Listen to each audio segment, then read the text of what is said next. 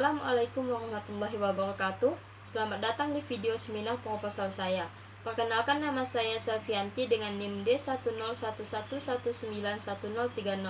Sebelumnya saya ingin mengucapkan terima kasih kepada dosen pembimbing dan dosen penguji saya yang telah menyempatkan waktunya untuk menonton seminar proposal saya ini.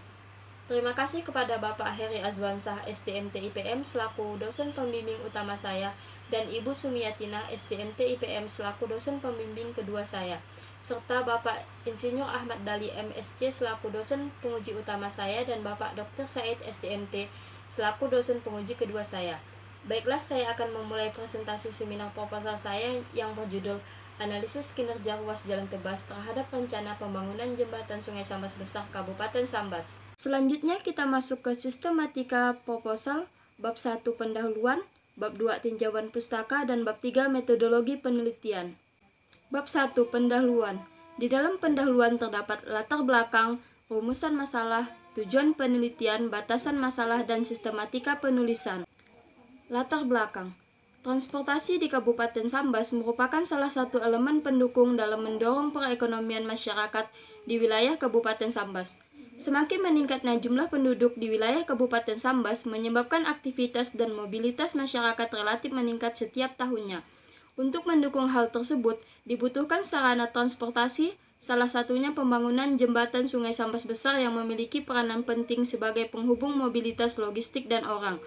Jembatan dengan tipe pelengkung memiliki panjang 1664,27 meter dan lebar 11 meter yang akan menghubungkan Kecamatan Tebas yang memiliki akses dengan kecamatan di seberang Sungai Sambas Besar, yakni Kecamatan Tekarang, Jawai, Jawai Selatan, Teluk Keramat, Sekura, hingga Kecamatan Paloh. Ruas Jalan Tebas merupakan jalan nasional yang menghubungkan antara kecamatan di seberang Kecamatan Tebas dan beberapa kecamatan di Kabupaten Sambas, serta beberapa kabupaten lainnya. Pembangunan jembatan Sungai Sambas Besar terletak di Kecamatan Tekarang dan Kecamatan Tebas, tepatnya di Desa Marampai, sudah dilaksanakan pada bulan Februari 2022. Dengan adanya pembangunan Sungai Sambas Besar ini, sangat berpotensi menimbulkan permasalahan terkait kinerja ruas jalan akibat beroperasinya jembatan nantinya. Dengan melihat pertumbuhan kendaraan, pertumbuhan penduduk, dan pertumbuhan ekonomi, memberikan pengaruh terhadap kinerja lalu lintas di ruas jalan tersebut. Peningkatan volume lalu lintas dapat terjadi sehingga analisis terhadap kinerja ruas jalan di lokasi tersebut perlu dilakukan. Adapun rumusan masalah pada penelitian ini, yang pertama, bagaimana kinerja ruas jalan Tebas pada kondisi existing. Yang kedua, bagaimana kinerja ruas jalan Tebas saat pembangunan jembatan Sungai Sambas Besar. Dan yang ketiga, bagaimana prediksi perubahan kinerja ruas jalan Tebas berdasarkan asumsi jumlah kendaraan saat beroperasinya jembatan dan 10 tahun pasca beroperasinya jembatan. Adapun tujuan penelitian, yang pertama, mengetahui kinerja ruas jalan Tebas saat existing pada kawasan pembangunan jembatan Sungai Sambas Besar. Yang kedua, mengetahui kinerja ruas jalan pada ruas jalan Tebas yang diakibatkan adanya pembangunan jembatan Sungai Sambas Besar. Yang ketiga, mengetahui kinerja ruas jalan pada ruas jalan Tebas di saat kondisi 10 tahun pasca beroperasinya jembatan Sungai Sambas Besar. Yang keempat, mengetahui dampak keluar masuknya kendaraan terhadap volume lalu lintas jalan di ruas jalan Tebas. Selanjutnya, untuk pembatasan masalah, yang pertama, lokasi penelitian dilakukan pada ruas jalan Tebas, kawasan jembatan Sungai Sambas Besar yang berlokasi di Desa Marampai, Kecamatan Tebas. Yang kedua, analisis data menggunakan data primer, yaitu data yang diperoleh saat survei volume lalu lintas pada ruas jalan tersebut. Yang ketiga, penelitian ini dilaksanakan selama 3 hari pada hari kerja, akhir pekan, dan hari libur. Hari Senin hingga Jumat mewakili hari kerja, hari Sabtu mewakili hari akhir pekan, dan hari Minggu mewakili hari libur. Yang keempat, metode yang digunakan dalam analisis data menggunakan panduan dari Manual Kapasitas Jalan Indonesia (MKJI) tahun 1997 dengan menghitung volume kendaraan, kapasitas, dan kinerja lalu lintas ruas jalan. Yang kelima, penelitian ini membahas kinerja ruas jalan pada ruas jalan Tebas yang timbul akibat pembangunan dan beroperasinya jembatan Sungai Sambas Besar. Adapun untuk sistematika penulisan, yang pertama, bab 1 pendahuluan, bab 2 tinjauan pustaka, bab 3 metodologi penelitian, bab 4 hasil dan pembahasan, dan bab 5 penutup. Baiklah, selanjutnya kita masuk ke bab 2, tinjauan pustaka. Pengertian jalan. Analisis kinerja ruas jalan merupakan kegiatan yang mengamati perilaku sistem pergerakan lalu lintas pada ruas jalan. Adapun definisi jalan menurut Manual Kapasitas Jalan Indonesia (MKJI 1997) dapat diartikan sebagai pelayanan jalan. Secara umum dinyatakan dalam kecepatan, waktu tempuh, kebebasan bergerak, interupsi lalu lintas, kenyamanan, dan keselamatan. Selanjutnya ada klasifikasi jalan. Klasifikasi jalan menurut hierarkinya dibagi menjadi 4 sebagai berikut. Yang pertama, klasifikasi jalan menurut status. Yang kedua, klasifikasi jalan menurut fungsi jalan. Yang ketiga, klasifikasi jalan menurut sistem jaringan. Dan yang keempat, klasifikasi jalan menurut pengaturan kelas jalan. Klasifikasi jalan menurut status dibagi menjadi 5. Yang pertama, jalan nasional adalah jalan arteri dan jalan kolektor dalam sistem jaringan jalan primer yang menghubungkan antar ibu kota provinsi. Yang kedua, jalan provinsi adalah jalan kolektor dalam sistem jaringan jalan primer yang menghubungkan ibu kota provinsi dengan ibu kota kabupaten atau kota. Yang ketiga, jalan kabupaten adalah jalan lokal dalam sistem jaringan jalan primer yang menghubungkan ibu kota kabupaten dengan ibu kota kecamatan. Yang keempat, jalan kota adalah jalan umum dalam sistem jaringan jalan sekunder yang menghubungkan antar pusat permukiman yang berada di dalam kota. Yang kelima, jalan desa adalah jalan umum yang menghubungkan kawasan dan atau antar permukiman di dalam desa. Selanjutnya ada klasifikasi jalan menurut fungsi jalan. Yang pertama, jalan arteri adalah jalan umum yang melayani moda transportasi utama dengan dicirikan perjalanan jarak jauh, kecepatan rata-rata tinggi, dan jumlah akses jalan yang terbatas. Yang kedua, jalan kolektor adalah jalan umum yang digunakan untuk melayani angkutan pengumpul atau pembagi dengan dicirikan perjalanan jarak sedang, kecepatan rata-rata sedang, dan akses yang terbatas. Yang ketiga, jalan lokal adalah jalan umum yang digunakan untuk melayani angkutan setempat dengan dicirikan perjalanan jarak dekat, kecepatan rata-rata sedang, dan akses jalan masuk tidak dibatasi. Yang keempat, jalan lingkungan adalah jalan umum yang digunakan untuk melayani angkutan lingkungan dengan dicirikan perjalanan jarak dekat dan kecepatan rata-rata rendah. Selanjutnya ada klasifikasi jalan menurut sistem jaringan. Dibagi menjadi 2. Yang pertama, jalan primer adalah suatu sistem jaringan jalan yang memberikan pelayanan distribusi barang dan jasa bagi pembangunan seluruh wilayah pada tingkat nasional. Yang kedua, jalan sekunder adalah suatu sistem jaringan jalan yang memberikan pelayanan distribusi barang dan jasa untuk masyarakat di dalam kawasan perkotaan. Yang terakhir ada klasifikasi jalan menurut pengaturan kelas jalan. Yang pertama, jalan kelas 1 adalah jalan arteri dan jalan kolektor yang dapat dilewati kendaraan bermotor dengan berat MST kurang atau sama dengan 10 ton. Yang kedua, jalan kelas 2 adalah jalan arteri, jalan kolektor, dan jalan lokal dan jalan lingkungan yang dapat dilewati kendaraan bermotor dengan berat MST 8 ton dengan lebar kendaraan bermotor kurang dari 2.500 mm. Yang ketiga, jalan kelas 3 adalah jalan arteri, jalan kolektor, jalan lokal, dan jalan lingkungan yang dapat dilewati kendaraan bermotor dengan berat MST 8 ton dengan lebar kendaraan kurang dari 2.100 mm.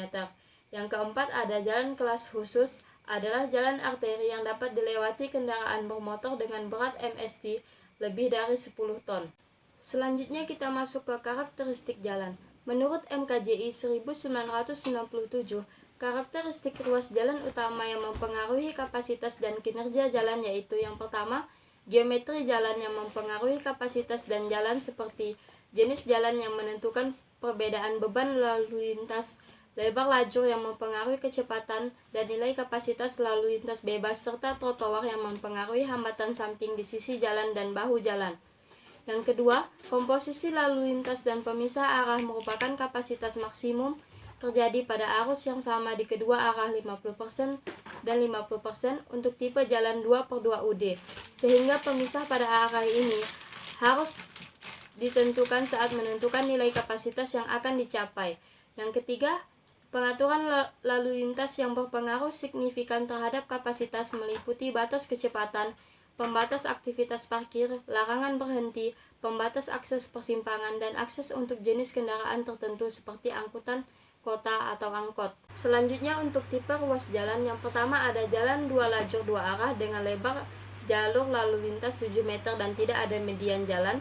Yang kedua, jalan 4 lajur 2 arah terbagi menjadi jalan 4 lajur terbagi dengan median 4/2D dengan lebar lajur 3,5 meter dan lebar jalur lalu lintas total 14 meter.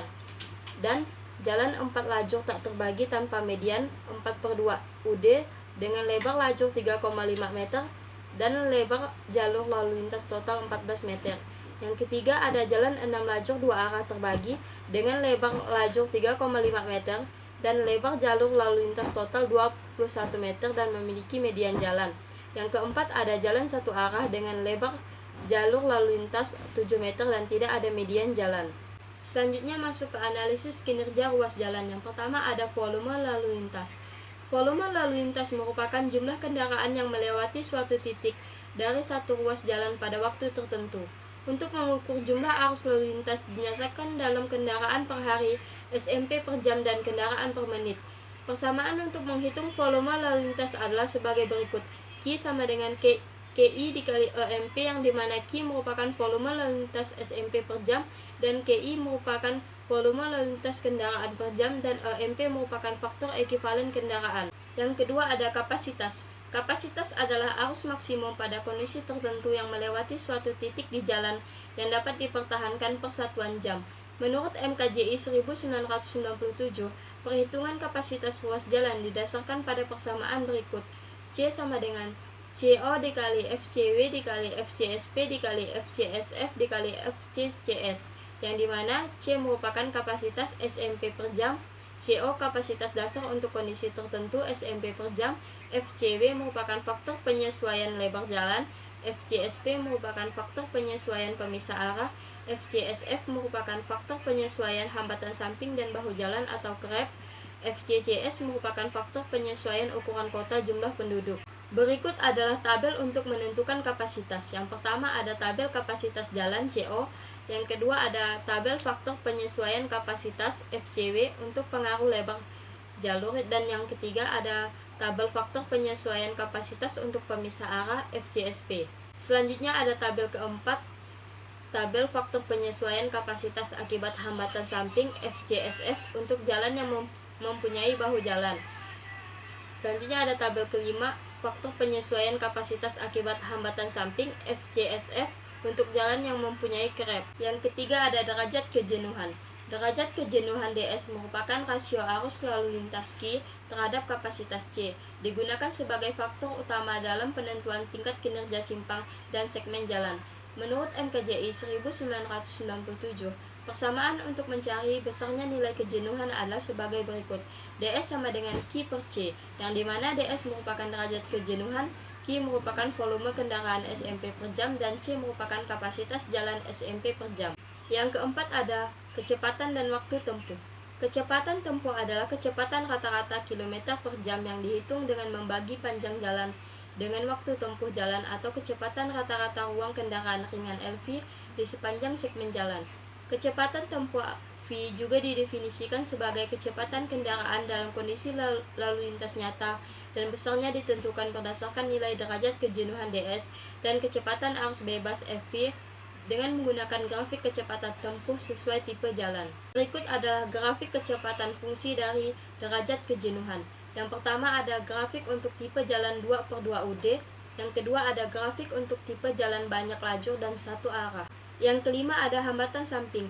Ada 4 hambatan samping yang diyakini mempengaruhi kapasitas dan kinerja jalan sebagai berikut. Yang pertama pejalan kaki, yang kedua pemberhentian angkutan umum dan kendaraan lain, yang ketiga kendaraan lambat misal becak, kereta kuda, yang keempat kendaraan masuk dan keluar dari lahan di samping jalan. Berikut ada tabel jenis bobot hambatan samping. Yang keenam ada perhitungan prediksi volume lalu lintas di masa mendatang. Prediksi volume lalu lintas di masa mendatang dapat dihitung dengan menggunakan tingkat pertumbuhan yang diperoleh dari data jumlah kendaraan. Untuk memprediksikan pertumbuhan jumlah kendaraan dan jumlah penduduk di masa mendatang, diperlukan analisis yang menggunakan rumus bunga menjebuk untuk memprediksikan pertumbuhan. Model bunga majemuk didefinisikan sebagai model geometri dari persamaan berikut. Supranto 2000 dan dalam Sena 2020. Pn sama dengan P0 dikali 1 ditambah 1 pangkat N, yang dimana Pn merupakan jumlah kendaraan atau jumlah penduduk pada tahun rencana, P0 merupakan jumlah kendaraan atau jumlah penduduk pada tahun sebelumnya, N merupakan jumlah tahun prediksi dikurangi tahun dasar, I merupakan angka pertumbuhan pada periode tertentu. Selanjutnya masuk ke penelitian terdahulu. Yang pertama ada analisis kinerja ruas jalan KAI Haji Wahid Hasyim pasca beroperasionalnya Jembatan Musi 6 yang ditulis oleh Muhammad Syafu'atuddin dan Firdaus pada tahun 2021. Adapun metode analisis yang digunakan dalam penelitian ini yaitu Manual Kapasitas Jalan Indonesia MKJI tahun 1997 dan alat bantu Excel untuk mendapatkan hasil volume lalu lintas pada ruas jalan KAI Haji Wahid Hasyim setelah beroperasionalnya Jembatan Musi 6. Dan adapun hasil penelitian pasca beroperasionalnya Jembatan Musi 6 membawa dampak pada tingkat pelayanan jalan KAI Haji Wahid Hasyim yang masuk kategori kelas C dengan arus stabil tetapi kemacetan gerak kendaraan dikendalikan. Volume kendaraan pada ruas jalan KAI Haji Wahid Hasyim cukup tinggi yang terjadi pada jam 16.00 sampai 18.00 sebesar 2053,93 SMP per jam. Kapasitas jalan sebesar 2.813 SMP per jam dan kondisi kepadatan pada jalan KAI Haji Wahid Hasyim terjadi pada jam puncak sore sebesar 339,20 kendaraan per jam dengan kecepatan sebesar 13,88 km per jam. Selanjutnya penelitian terdahulu yang kedua, peningkatan kinerja ruas terhadap rencana pembangunan jembatan Merican di Kabupaten Kediri yang ditulis oleh Jeffrey Octavianto tahun 2021. Adapun metode analisis yang digunakan dalam penelitian ini yaitu Manual Kapasitas Jalan Indonesia MKJI tahun 1997 dan Supervisum untuk pemodelan lalu lintas serta penelitian ini termasuk dalam jenis hipotesis komparatif yaitu penelitian bersifat membandingkan dengan analisis data bersifat kuantitatif. Adapun hasil penelitian yang didapat pada tahun 2022, kinerja lalu lintas sebelum beroperasinya jembatan diperoleh V/C rasio terendah 0,05 dan V/C rasio tertinggi 0,63. Pada tahun 2026, V/C rasio terendah 0,09 dan V/C rasio tertinggi 0,68 sehingga kinerja lalu lintas di ruas jalan terdampak mengalami penurunan kinerja saat jembatan Merican telah beroperasi. Dengan peramalan serta pembebanan lalu lintas pada tahun 2026 tetap terjadi penurunan kinerja pada ruas jalan terdampak dari jembatan Merican. Terdapat beberapa usulan pemecahan masalah yang akan meningkatkan kinerja ruas jalan yaitu dengan melakukan peningkatan kinerja ruas jalan pada jalan PG Merican dikarenakan pada saat ini jalan PG Merican merupakan jalan yang paling dekat dengan jembatan Merican dan sangat terpengaruh pada saat jembatan Merican dan yang rencana beroperasinya pada tahun 2022. Selanjutnya masuk ke bab 3, metodologi penelitian. Lokasi penelitian. Lokasi penelitian ini dilakukan di ruas Jalan Tebas, Desa Makrampai, Kecamatan Tebas, Kabupaten Sambas, Kalimantan Barat. Berikut adalah peta lokasi yang didapat dari Google Earth. Berikut adalah tampilan layout rencana lokasi penelitian yang diambil dari Google Earth kemudian dimasukkan ke dalam AutoCAD. Pelaksanaan survei. Berikut ini penjelasan dari pelaksanaan survei, waktu survei, dan alat di dalam penelitian. Yang pertama, survei pendahuluan. Survei pendahuluan dilakukan sebelum melakukan survei volume lalu lintas dengan tujuan menentukan waktu survei dan jumlah penyurvei serta memberikan informasi lokasi penelitian kepada penyurvei.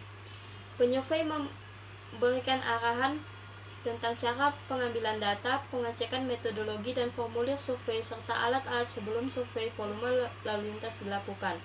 Dan pengukuran geometri ruas jalan dilakukan pada survei pendahuluan. Yang kedua, waktu survei.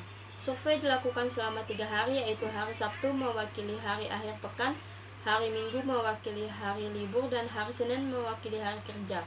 Survei dilakukan selama kurang lebih 12 jam mulai dari pukul 06.00 sampai 18.00 waktu Indonesia bagian Barat.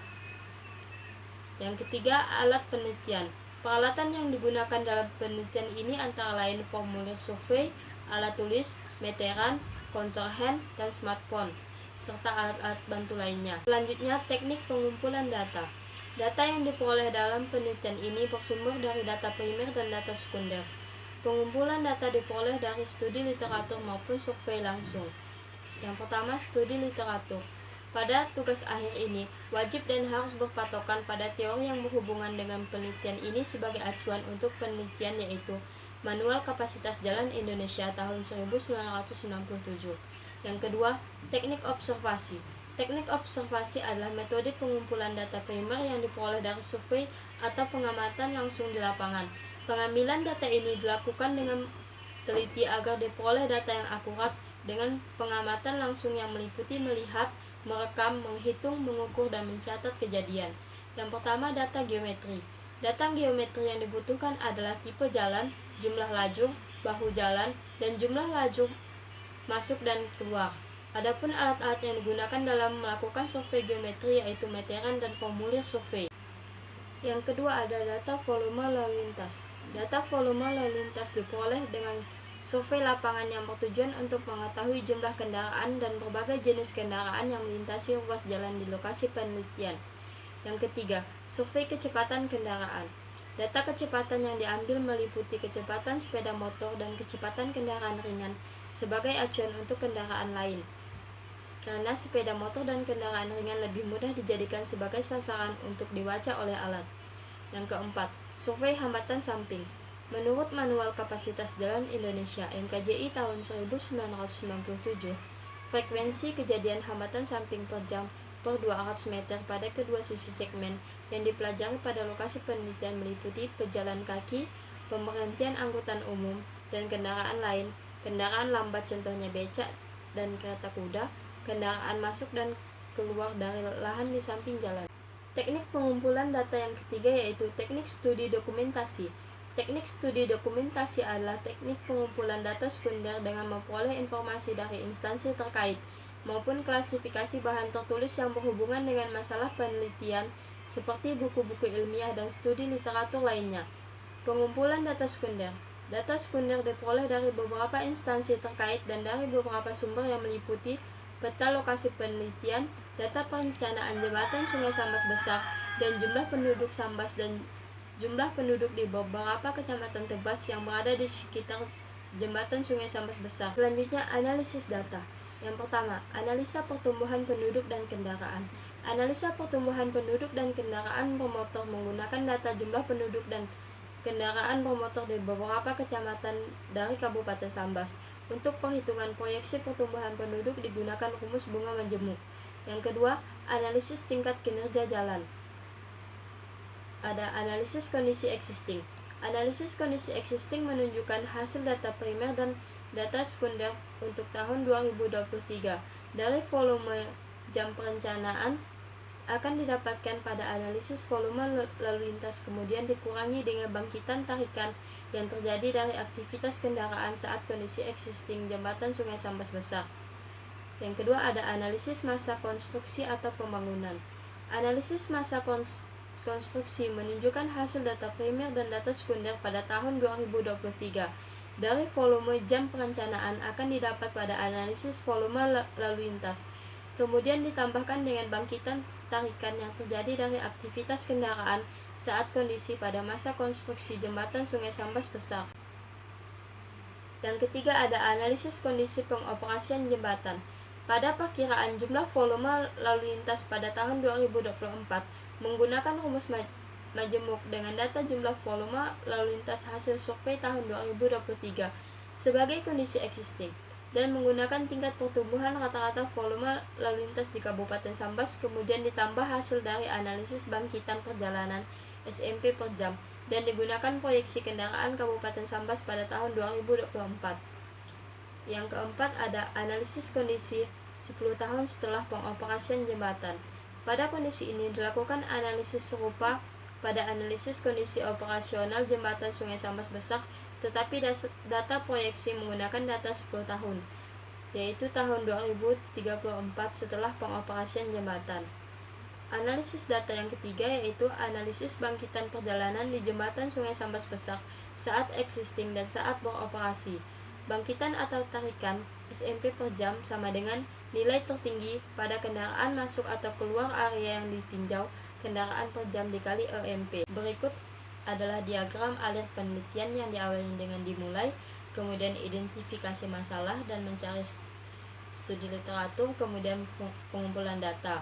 Ada data primer yang meliputi data geometri jalan, data survei volume arus lalu lintas dan hambatan samping, serta survei kondisi existing bangunan. Dan ada data sekunder meliputi data jumlah kendaraan Kabupaten Sambas, data jumlah penduduk Kabupaten Sambas, dan peta lokasi penelitian. Kemudian melakukan pengolahan data dan analisis data. Yang pertama, analisis kinerja ruas jalan tebas pada kondisi existing. Yang kedua, analisis kinerja ruas jalan masa konstruksi dan masa operasional. Yang ketiga, analisis kinerja ruas jalan tebas proyeksi 10 tahun pasca operasional. Kemudian kesimpulan dan saran. Selesai. Berikut adalah daftar pustaka yang saya gunakan dalam penulisan proposal tugas akhir ini. Sekian presentasi yang dapat saya sampaikan, kurang dan lebihnya saya mohon maaf. Terima kasih atas segala perhatian saya ucapkan. Wassalamualaikum warahmatullahi wabarakatuh.